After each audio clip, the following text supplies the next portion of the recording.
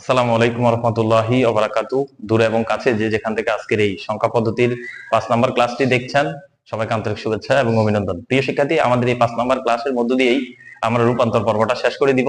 ইনশাআল্লাহ আমরা ষষ্ঠ ক্লাসে তোমাদের জন্য 2 এর পরিপূরক এবং যোগ বিয়োগ এই সম্বন্ধে একটা ক্লাস নিব। আশা করি একটা ক্লাসেই ওই টোটাল সিস্টেমটাকে তোমাদেরকে সুন্দরভাবে বুঝিয়ে দিব। তাহলে চলো আমরা সংখ্যা পদ্ধতির শেষ ক্লাসটা অর্থাৎ রূপান্তরের শেষ ক্লাসটা তোমাদের জন্য করি।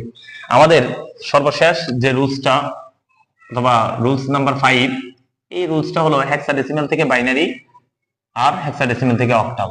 ধরো আমাদের AF7 এরকম একটা সংখ্যা থাকলো, এই সংখ্যাটা হেক্সাডেসিমাল সংখ্যা। এখন এটাতে বলা হয়েছে কি কিসে নিতে, বাইনারিতে নিতে।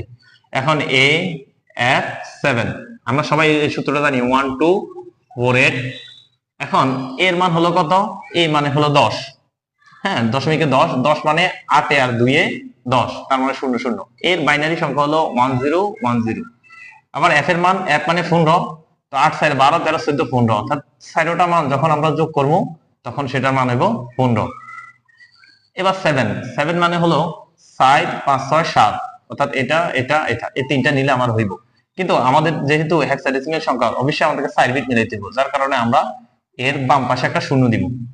এ হলো আমাদের টোটাল, এটা হলো বাইনারি মান 1 0 1 0 1 1 0 1 1 1।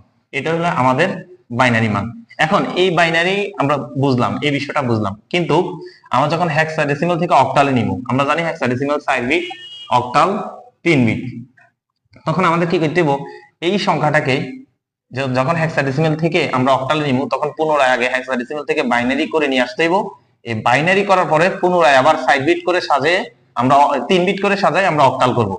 তাহলে অক্টাল করতে হলে আমার 3 বিটের 1 1 1, তারপরে 0 1 1, তারপর 1 1 0, তারপর 1 0 1। এই টোটাল এই সংখ্যাটাকে আমরা 3 বিট করে সাজাইলাম। এখন এই রুলস অনুযায়ী আমাদের 1 1 1 1 1, তারপর 4 5 6 7, এটা হলো 7। আর 1 1 0 1 1 1 0 মানে হলো 4 এবং 2 6। আর 0 1 1 0 0 1 1 মানে 1 1 4 2 এর একে 3।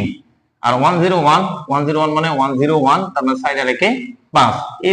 এই রুলসটা আমি তোমাদেরকে আগে অনেকবার দেখাইছি, আশা করি তোমরা এটা পারবা। এখন আমাদের কি হলো 5 3 6 7, অর্থাৎ এই হেক্সাডেসিমাল সংখ্যার 5 3 6 7টা হলো অক্টাল সংখ্যা। তোমরা একটা জিনিস খেয়াল করো, আমরা জানি অক্টাল হলো 0 থেকে 7 পর্যন্ত।